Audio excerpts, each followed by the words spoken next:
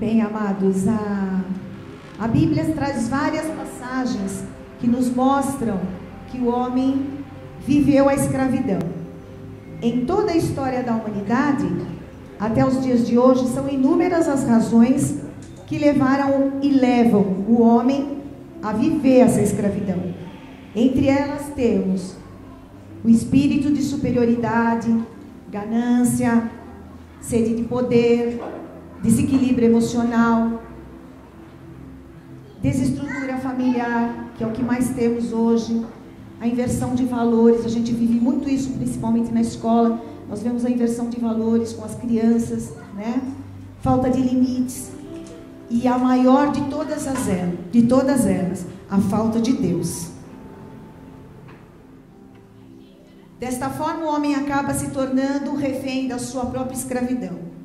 Da escravidão física, material, porque através da exploração, da dependência, dos vícios, nós vemos que o homem se entrega a ela, a escravidão. Temos também a escravidão mental, espiritual, emocional. Estamos presos a angústias, a depressão, a rejeição. A Bíblia, em João 8,34, diz: Jesus explicou-lhes: em verdade vos asseguro, todo aquele que pratica o pecado é escravo do pecado. E assim somos escravos dos nossos próprios pecados. Romanos 6,12, portanto, não permitais que o pecado domine vosso corpo mortal, forçando-vos a obedecerdes às suas vontades. Muitas vezes queremos seguir nossas vontades e não a vontade do Pai. Então precisamos pedir direção, porque a nossa vontade não é a vontade do Pai, que é uma vontade perfeita e agradável. Em Gálatas 5:1 temos: foi para a liberdade que Cristo nos libertou. Portanto, permaneceis firmes e não vos sujeiteis outra vez a um jugo de escravidão. Hoje, durante o louvor, a Patrícia até falou, né, da mulher que era escrava do seu pecado, e Jesus a libertou, né? Deus a libertou. Nós também podemos ser livres, desde que façamos as escolhas certas. Porém, a palavra de Deus também diz que somos certificados e somos co-herdeiros com Cristo. Temos uma herança. Há muitas bênçãos legalmente nossas, porque Jesus morreu por nós e o seu sangue foi derramado. Em Romanos 8,17, temos outra passagem que nos ensina: e se nós somos filhos, somos logo herdeiros também, co-herdeiros de Deus, herdeiros de Deus e co-herdeiros de Cristo. E se é certo que com Ele padecemos, para que também com Ele sejamos glorificados. Infelizmente, nós não nos damos conta de que, para tomar posse dessa herança, a qual somos co-herdeiros com Cristo, precisamos abrir nossas mentes. Mente e nosso coração para as coisas de Deus. Porque muitas vezes nos fechamos. E como nós vimos aqui, né? Jesus, Deus, é tão educado. Ele não vai entrar se ele não for convidado e se a porta estiver fechada, né?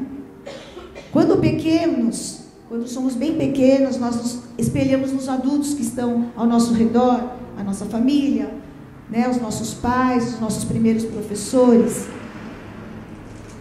E vemos neles referência para conduzir os nossos pensamentos e as nossas ações. Então, espelhe-se em Jesus e seja uma boa referência também, que as pessoas possam ver em você Jesus, que elas possam perceber a presença de Jesus em vocês. Desde a criação, o homem se perdeu. e se tornou escravo de si mesmo e de suas escolhas tão erradas. Mas Deus, em sua infinita bondade, sabedoria e misericórdia, nos enviou Jesus para nos libertar das cadeias que criamos para nós e para os outros. Façamos um breve paralelo da escravidão que viviam os israelitas no Egito e a escravidão que vivemos hoje, no mundo de hoje, em nossas casas, em nosso trabalho, na escola e aqui na Ponto Igreja Cristã. Bem, os israelitas eram escravos do faraó, mas saíram do cativeiro do Egito, porque Deus enviou-lhes Moisés, que os liderou em direção à terra prometida. Nós somos escravos do pecado, mas Deus também enviou um libertador, Jesus, que nos libertou dos pecados e nos ensina o caminho da salvação. Deus nos quer livres.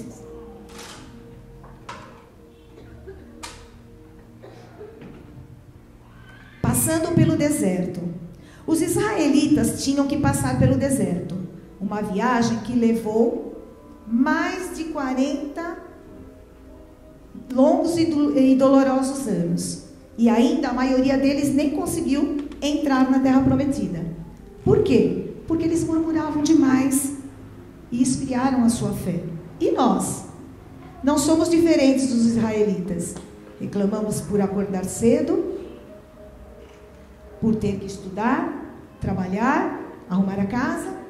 E raramente agradecemos a Deus por ter tido um lugar para descansar o nosso corpo, por ter um trabalho, por poder estudar, enfim, uma oportunidade de um novo dia.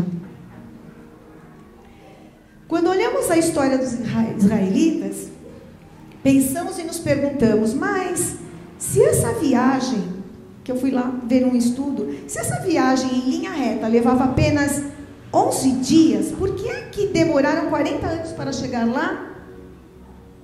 O fato é que perderam o foco. Eles perderam completamente o foco. E o trabalhar de Deus precisou entrar em ação. E Deus começou a trabalhar com eles no deserto. É no deserto que somos tratados. Quantas vezes nós também rodeamos a mesma montanha, insistindo nos nossos próprios erros e pensamentos, e não saímos do lugar? Sabemos que estamos errados, mas não buscamos outra saída. Rodeamos, não procuramos outra solução. Quanto tempo nós já perdemos em tropeços? E quanto tempo nós perdemos para perceber que precisamos que precisamos nos convencer e converter a direção que nos levará rapidamente à terra prometida da eternidade. Os israelitas pensavam que, na verdade, o problema que eles tinham eram os seus inimigos que estavam ali, aqueles povos todos, né? Os ismaelitas, os heveus, os jebuseus, os cananeus, os amoreus, tudo com eles, né? E atribuíam a eles tudo que acontecia de ruim para eles. As escrituras, no entanto, nos mostram que o problema não eram esses inimigos, porque Deus estava com eles. Ele provia o que comer, o que beber. Ele nos protegia do calor com uma grande nuvem. E à noite os aquecia com uma grande coluna de fogo. E nós? Bem, nós também temos os nossos eus, os nossos maus eus, passados eus, doenças eus, dívidas eus, dinheiros eus, vizinhos eus, os nossos eus, né? Porém, não são eles que são os nossos inimigos. Às vezes até pensamos assim, puxa, o diabo e os eus podiam me deixar em paz para tocar minha vida, né? Quem sabe ela daria mais certo. Mas nós nos esquecemos que Deus está no controle de tudo. E se nós entregarmos nossa vida no controle de tudo, a nossa vida no controle de Deus, nas mãos de Deus, passaremos rapidamente pelos desertos das nossas vidas. E os nossos eus, nos livraremos dos nossos eus também, porque estaremos nos braços do Pai, porque a Bíblia, a palavra de Deus nos diz e nos ensina que se Deus é por nós, quem será contra nós? Deus esteve com os israelitas e através de Moisés, que os instruía, ele dizia: se fizerem o que estou dizendo, vocês poderão fazer uma viagem rápida através do deserto e desfrutar de minhas promessas. Mas eles eram escravos das suas fraquezas, aquele povo todo reclamando, a sua mentalidade, atitudes errada e falta de obediência também, fizeram que eles permanecessem muito mais tempo no deserto. Amados, da Ponto Igreja Cristã, é impossível sermos livres se pensarmos com cabeça de escravo. Jesus deve ser a nossa referência. Ele nos liberta do que nos escraviza. As coisas, as pessoas, a sua posição, o seu medo, a sua falta de perdão, o orgulho e pensamentos errados. Jesus quebra, rompe as cadeias. Ele nos dá paz. E passamos a crer nas promessas dele, apesar das pedras que encontramos pelo caminho. Em Romanos 6:11, aprendemos que caminhando com Deus, não estamos mortos apenas para o pecado, estamos vivos. Então diz assim: assim também vos considerai-vos certamente mortos para o pecado, mas vivos para Deus em Cristo Jesus nosso Senhor. Ao nascermos de novo, uma parte de nós não quer nada com o pecado, quer a distância do pecado. Por isso, toda vez que nós erramos, o Espírito Santo que habita em nós nos incomoda, nos deixa infelizes, nós percebemos que acabamos de errar. Isso incomoda muito. Porém, ainda somos carne, né? Temos uma parte que carregamos a carne. Então, nosso verdadeiro deserto passa a ser uma mente não renovada, emoções fora de controle, teimosia obstinada, escravos do pecado. Lembrem-se, precisamos manter a mente e o coração abertos para receber a direção de Deus. Você sabe se você está no caminho certo. Você saberá que está no caminho certo quando... Obrigado, que meu óculos é de perto, eu não consigo terminar. Perder o interesse de olhar para trás. Não olhe para trás. Como a Patrícia colocou aqui, não fique preocupado com o passado. Pense só adiante. Né? Só adiante. Podemos controlar os nossos pensamentos e também as nossas ações com a ajuda de Deus. E muita, muita ajuda do Espírito Santo, apoiando-se nele, claro. Precisamos ter um tempo com Deus, um tempo nosso com Deus, com nós mesmos, com os nossos pensamentos. Precisamos de uma autoavaliação, precisamos nos avaliar, precisamos nos colocar diante do espelho e avaliar as nossas atitudes, os nossos pensamentos, as palavras que dizemos, se somos mesmo, se realmente estamos sendo exemplos.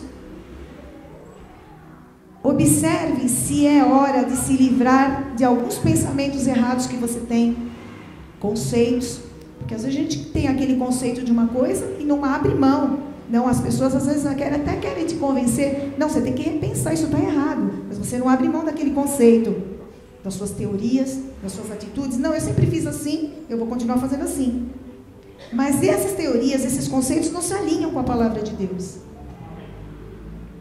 Só assim, se alinhando com a palavra de Deus, é que nós vamos poder destruir essas fortalezas que nos impedem de nos livrarmos do pecado. Porque às vezes nós Enchemos a nossa cabeça de bobagens, né? Ocupamos a nossa mente com muita bobagem. A Bíblia nos dá a responsabilidade de localizar na nossa mente essas bobagens, esses pensamentos, essas fortalezas e expulsar, fazer uma limpeza na nossa mente. Precisamos deixar Deus, que está no nosso espírito, também invadir outras áreas, como a Patrícia colocou. A nossa alma, a nossa mente, a nossa vontade, as nossas emoções, finanças, relacionamentos, enfim, tudo, todas as áreas.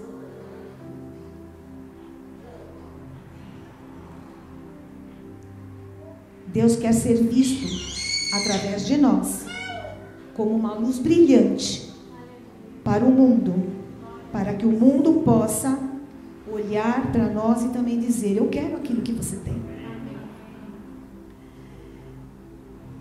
E eu queria eu queria finalizar aqui dizendo, a gente sempre na escola, quando fazemos as orações com as crianças, às vezes nós cantamos esse pequeno trechinho, essa musiquinha, e as crianças gostam muito, porque eu falo para eles muito assim: vocês têm que ser luz. As pessoas têm que olhar para vocês e perceberem a luz de Deus. Então, e a luz de Jesus. Quando você, antes de você fazer qualquer coisa, ou você falar qualquer coisa para o seu amiguinho, ou fazer alguma coisa, que às vezes a tentação vem, vou fazer aquilo, aí vou falar aquilo, né? Sempre vem alguma coisa, até na cabeça das crianças. Eu falo, você tem que ser luz, você tem que perguntar: Jesus faria isso? Jesus falaria isso para o amigo dele? Ele faria isso para o amigo dele? Ele responderia isso para a mãe dele? Então, aí quando você se faz esse questionamento, eu falo para as crianças sempre: quando você faz esse questionamento, você tem certeza da resposta: Jesus não faria, então eu também não vou fazer. Então, nós sempre cantamos no final das nossas orações esse trechinho que diz assim: ó luz do Senhor que vem sobre a terra, inunda meu ser, permanece em nós. Desculpa que eu estou sem voz. Ó luz do Senhor que vem sobre a terra, inunda meu ser, permanece em nós. Amém? Pai querido, abra os olhos do nosso coração, Pai querido, e da nossa mente, do nosso entendimento. Ajude-nos a nos libertar de tudo aquilo que não te agrada, Pai. E permita, Senhor, que possamos contemplar a sua face. Porque, Senhor, nós queremos te ver, nós queremos te encontrar. Te agradecemos em nome de Jesus por mais esse encontro, Pai querido. Obrigada, Pai. Cuide de cada um, Senhor, que a semente plantada possa florescer. Te agradeço em nome de Jesus. Amém?